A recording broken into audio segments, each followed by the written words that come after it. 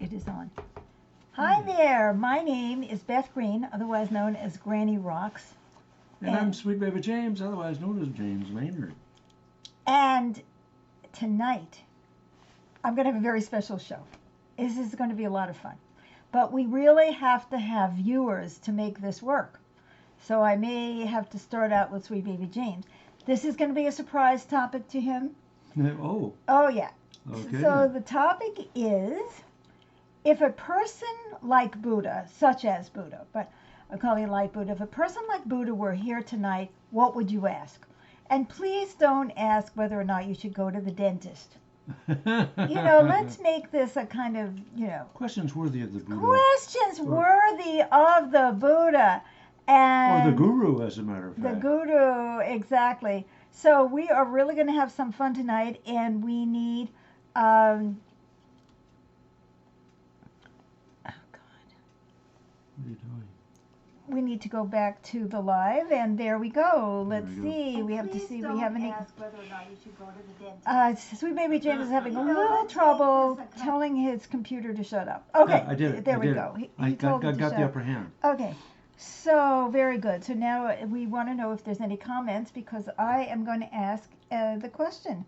And so please put in the comments the question that you would ask if a person such as Buddha were here. And up to this point, we are going to start with Sweet Baby James, who is totally surprised, just as you are, by this topic. And needless to say, I couldn't prepare. Well, first of all, you have come to Granny Rocks. Oh, yes. Well, you have the opportunity to The question is, where are you? Granny's wisdom and enlightenment. Okay, here we go. Every Monday and Wednesday at 6:30 p.m. Pacific. And without further ado, here's Granny, the illumined one. Okay, we already have a Elizabeth says hi. Hi, Elizabeth. But we need a question. If the Buddha, or somebody like the Buddha, because some people say, oh, Buddha, that's too Buddhist, I'm a Christian, or I'm a Muslim, or whatever it is. But if a person such as Buddha were here, what would you want to ask? All right. Okay, yeah, Elizabeth says, wow, what a question. Who is Buddha, for those who don't? You I'm sorry. Interrupted. Well, because there's more comments. I know, but she didn't finish. Okay. Who is Buddha, for those who don't know who Buddha is? Yes. Well, Buddha is, and there was a comment before that, honey. What was there? Yes, that's what I was trying to show you. There, Nick said hi. Hi, Nick. Oh, hi, Good Nick. to see you. Love it, love it. So Buddha is a wise person who is the founder of Buddhism. He was a Hindu, and he was a very wise person and had his own system of thought. And and around that same period of time, Jesus was seen, and Muhammad, and so on. Afterwards. So anyway, it's like that kind of a guy. Okay. Amy says, why do reporters keep having meetings with Trump knowing they won't get honest answers? Why don't they just get up and walk out? Well, I don't know if you would ask. Is that a question for the Buddha? I don't know. Why don't you see if there's any more comments? Jose, hi, Mama. God bless you so much. I really like your video. Hi, Jose. Luann says hi. Hi, Luann. It's so good to see you. So would the Buddha have something to say about why do reporters not walk out on somebody that they know is lying to them? Yes. Okay. Well, number one, reporters have to compete with one another. And if they don't have a story, that story might get scooped by some other network or newspaper or something like that. So you have to have somebody there. Yeah. Just in case something happens. And then secondly, people who like Trump are going to want the latest line to give to people, and that people who don't like Trump want to propagate something that he says that sounds stupid. So they are either competing because they can't leave themselves without a story when other people are following it, or they need to have something to report to the viewers who love Trump, and then they have to have something scandalous to say that's going to get people all revved up, and then they'll click on the story. Now let me ask you this, Madam Buddha. Uh, is that, are the reporters acting in integrity and conducting themselves in that way? Okay, we have a couple more comments coming in Okay. before. There's before. Okay. Oh, here we go. Yeah, there was one from Todd. Todd says hi. Hi, Todd. Luann says, why haven't we learned from our ancestors' past mistakes? Will we ever learn from the collective experience? Now that sounds more like a Buddha type of a question. And are there any more? And you have to. And then Elizabeth says, will we see in this lifetime a change in humanity that genuine caring will prevail? That greed for power and money will no longer dominate? Okay, very good question. And it seems like. And then Yasin, nice to meet you again. How are you? May happiness be with you and your family. And she sends love. Thank you. And roses. Okay. Okay, so let's go back to the first question that was more like for the Buddha. Why? So can you read that to me from why haven't we learned from our ancestors' past mistakes? Will we ever learn from this collective experience? I'm going to get serious now, okay? So give me a minute. It is not in the nature of human beings to learn very much from their ancestors' mistakes, because humans are very ego-based, and that means that, you know, they think a lot of themselves, have a lot of pride in themselves, and they always think that they can do it what nobody else has. Oh, do it better. Do it better. Just because my ancestors couldn't do it doesn't mean that I can't. I am going to show you something, and this to a great extent comes from childhood, when we're trying to prove to our parents that we're smarter than they are, which often happens. Now, of course, there are those children who want to worship their parents because then their parents will take care of them forever, and they are not going to compete with their parents. But it doesn't mean that they're going to learn from their parents' mistakes, because they would have to acknowledge that their parents made mistakes. People don't want to acknowledge that there are mistakes. People want to believe, because of their insecurity, that everything is fine, that the authorities know what they're doing. And so if there are, so you see what I'm saying is that there are two parts to that answer. One is people want to believe that the world is in order, and if they just go ahead and do everything their parents did, that they will be safe. And the other don't want to believe that they are as flawed as their parents, and that they will make the same kinds of mistakes, and that they will have the same kinds of outcomes. So that feels very connected to the next question. I could go further into that, Luann, but I'd like to take the next question because I think it will relate. And then the next question was from Elizabeth, which is, will we see in this lifetime a change in humanity that genuine caring will prevail? No. That greed for power and money will no longer dominate? No. What did she ask? That we will see in this lifetime. In this lifetime. No. If you want the truth, that is the truth. There are a few people who are actually trying to make those kind of changes, but they are always defeated, not only by the external powers that have the levers of power, like the army.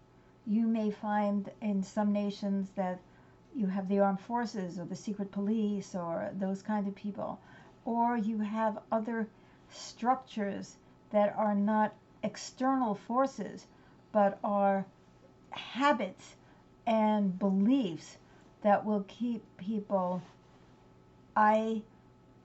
in that state. Now again, I'm not saying that there won't be any, because there are always people who are thinking, moving ahead, and wanting to do something that is more for the highest good.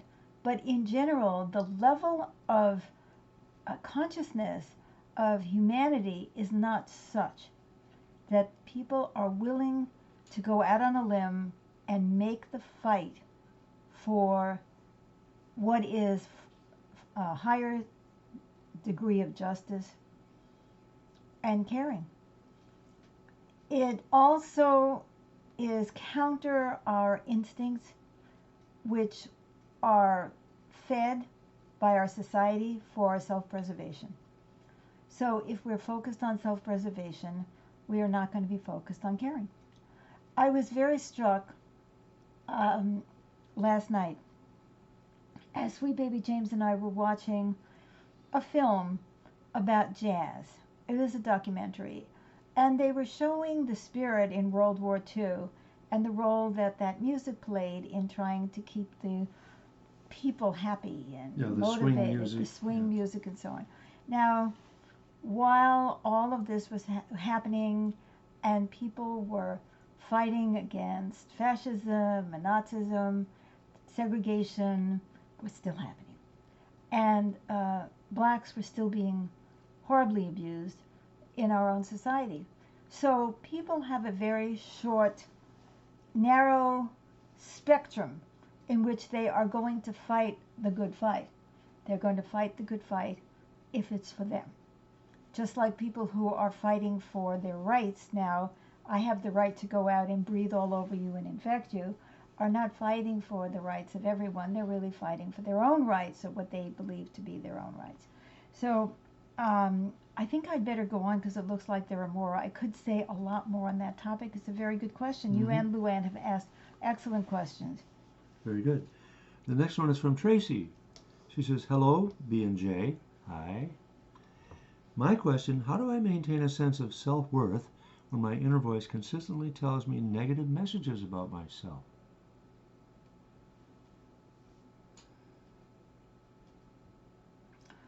Well, I'm going to say something that is rather obvious, so that may be annoying. You have to ask whose voice that is, where that voice comes from, and what feeds it. You see, a negative voice can only stand up and hold up if there is something continuing to feed it. For example, if we have a belief that having a negative voice in our heads will keep us safe for some reason, because it keeps us from being threatening to the status quo, then there is a constant feeding of that voice. So you believe that that voice is just a voice, but it's not really just a voice. It's an orchestra that has many, many voices in it that are all feeding that voice. It doesn't just stay alive all by itself. It has to be fed. So I would suggest to you, if this is any help, that you really stop and take a look at what feeds that voice and why you're still empowering that. Very good. We have another comment, a follow comment from Tracy.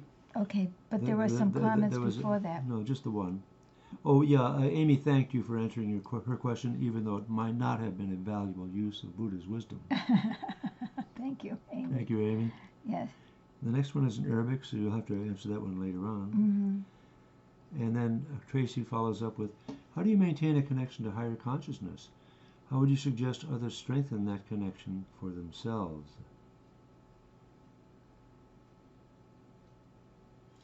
The first thing that I would say is that you have to believe that there is a higher consciousness. Many people honestly think that their level of consciousness is enough. Like, oh, the way I'm thinking, the amount of thought that I've given to this is really quite enough. And I don't want to believe that there's anything that is a higher consciousness than my own. That goes back to pride. It also goes back to what feeds that level of consciousness. Let us say that you are in a society that wants you to think in a particular way. If you mimic, parrot, repeat what the society is saying, It may just be your own circle of friends. It may be the media. It may be some group, social group that you belong to. They are going to put forward a level of consciousness, a level of awareness. And if you want to stay in the game and be a part of that group, you're going to do what every teenager does, which is to go along with the crowd. For you to say, oh, there is a higher consciousness, means that you have to be willing to confront your entire peer group and say, you know, this is interesting, this is an opinion, but it really isn't the highest level of consciousness that we can achieve. So you have to be willing to even acknowledge that what is the popular wisdom is not wisdom at all. And I think we see that every day as people spout all kinds of inaccurate claims and get each other to agree with them. And if they were to say, oh, I think there is a higher level of consciousness, they would be very unpopular. I'm going to give you another example that may surprise you. Let's say you're in a society that promotes more than one polygamy, let's say, more than one wife or more than one husband. There is an assumption that that's wrong. Personally, I couldn't stand it, but there is an assumption that that's wrong. And we never even question, well, who would that fit? Why would that be a good thing?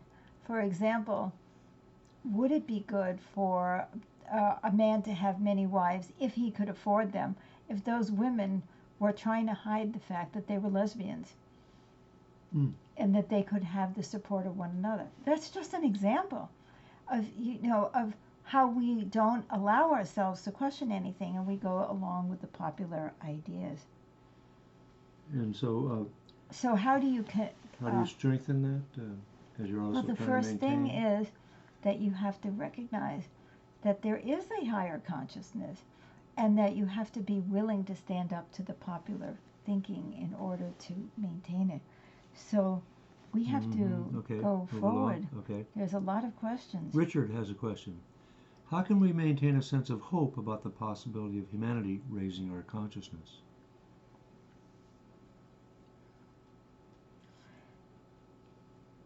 You don't really maintain hope.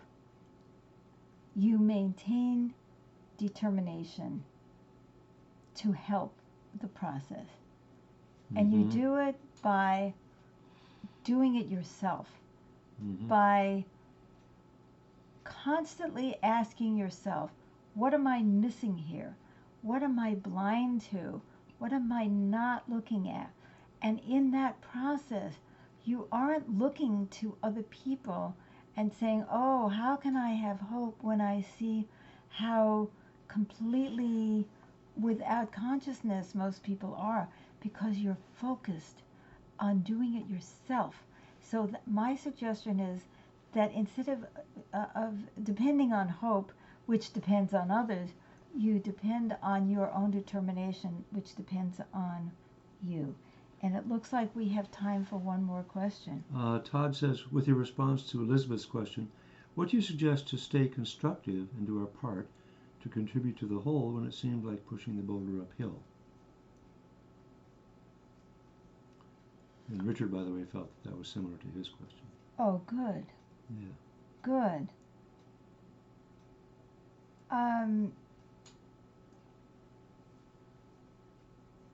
Ask me that question again. I'm sorry, I got What do you suggest to stay constructive and do our part to contribute to the whole when it seems like pushing the boulder uphill?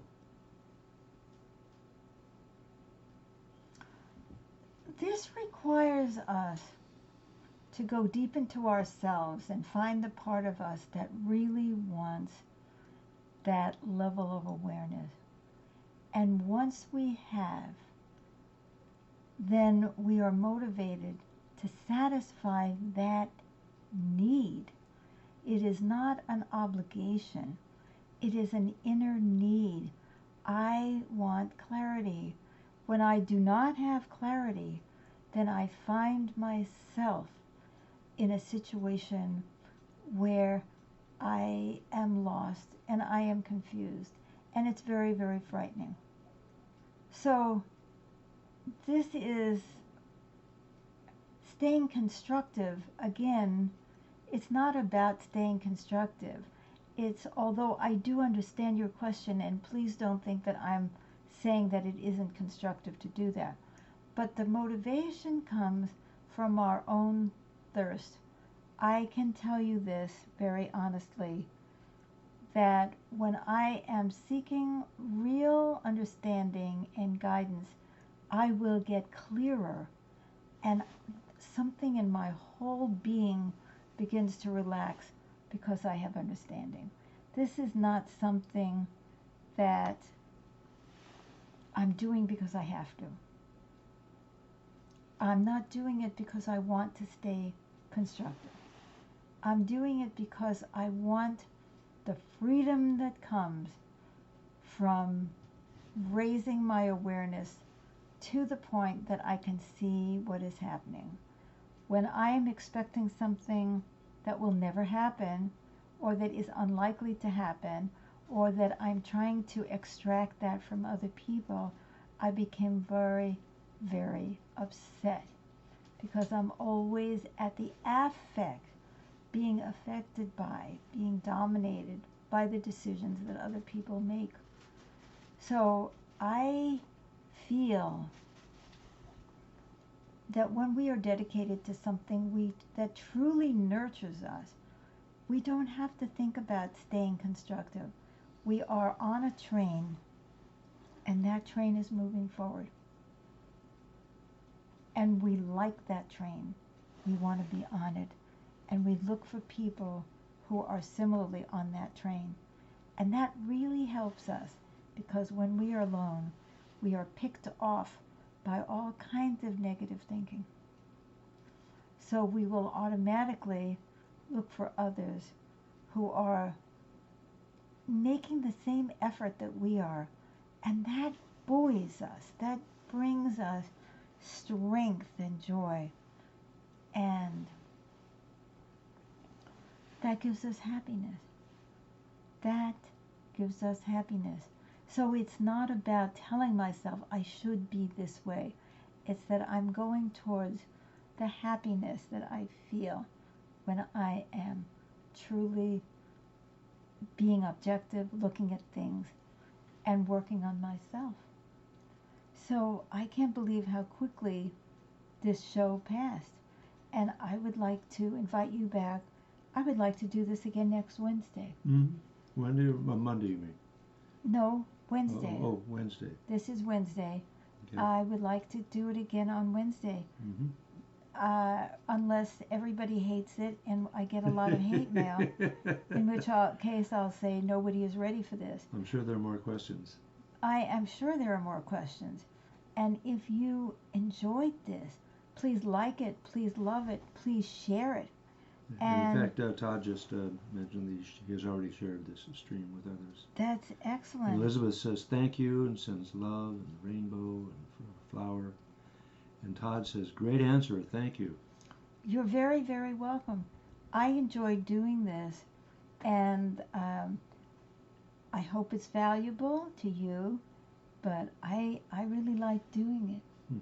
So come back Monday and Wednesday for Granny Rocks. Monday I will be talking about a topic, I believe, but I never know.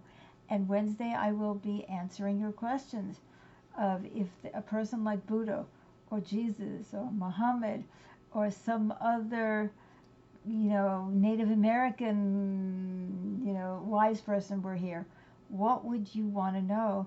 And ask the questions, and I will do the very best that I can to answer. And Amy says, thank you for your wisdom and love. Thank you. And Elizabeth says, this is valuable. Excellent. And Ilan says, I enjoyed this. I want to hear more. Excellent. Yay. Well, come back. Coming your way. And don't forget Wednesday night, I play the piano. Thursday night. Tomorrow. I play the piano for everyone at 7 p.m. Pacific time. And actually the technology is working. So until then, I'm so pleased that we had such a great discussion and great questions. Come back Wednesday with your questions, and we'll see how long we do this. Okay.